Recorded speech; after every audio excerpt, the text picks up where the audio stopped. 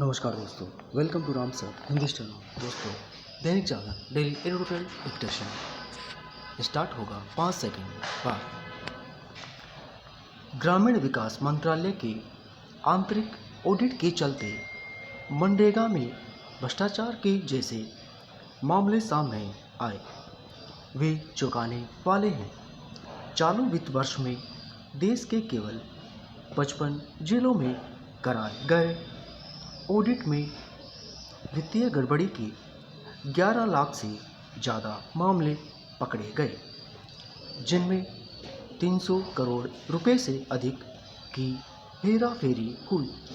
कोई भी अनुमान लगा सकता है कि जब केवल 55 जिलों में 8 माह में मनरेगा के तहत कराए गए कामों में इतनी गड़बड़ी देखने को मिली तो देश भर के 700 से अधिक जिलों में क्या स्थिति होगी। साफ है कि निर्धन तबके के लोगों को रोजगार देने के नाम पर लूट हो रही थी और उसे कोई रोकने वाला नहीं था।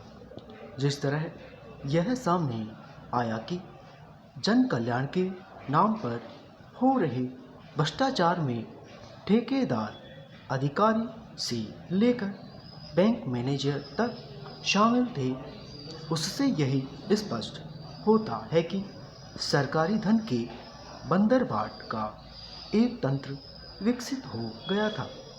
हालांकि रह रहकर ऐसे सवाल उठते थे कि आखिर मनरेगा के तहत बुनियादी विकास के कितने ठोस काम हो रहे हैं, लेकिन उन पर कभी ध्यान नहीं दिया गया।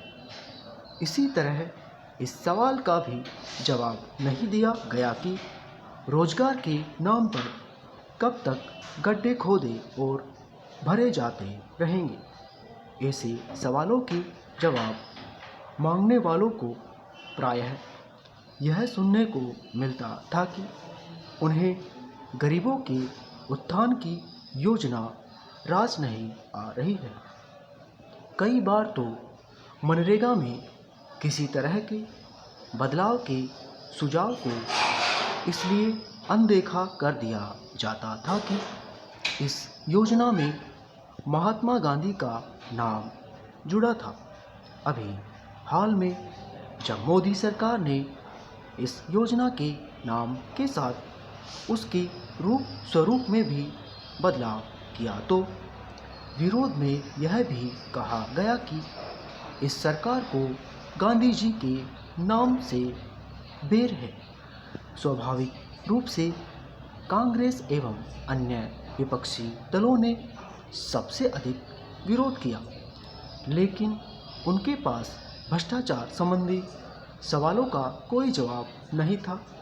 कहीं ऐसा तो नहीं कि राज्य सरकारें मनरेगा में व्याप्त भ्रष्टाचार की इसलिए अनदेखी कर रही थी कि इस योजना के तहत केंद्र सरकार का अंशदान 90% था।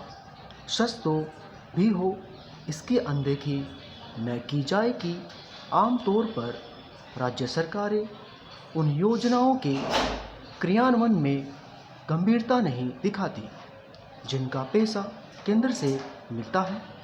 ऐसी योजनाएं भ्रष्टाचार का भी शिकार अधिक होती है। अपने देश में विभिन्न सरकारी योजनाओं के तहत कागजों पर काम दिखाकर उनका पैसा हड़प लेना एक पुरानी बीमारी है।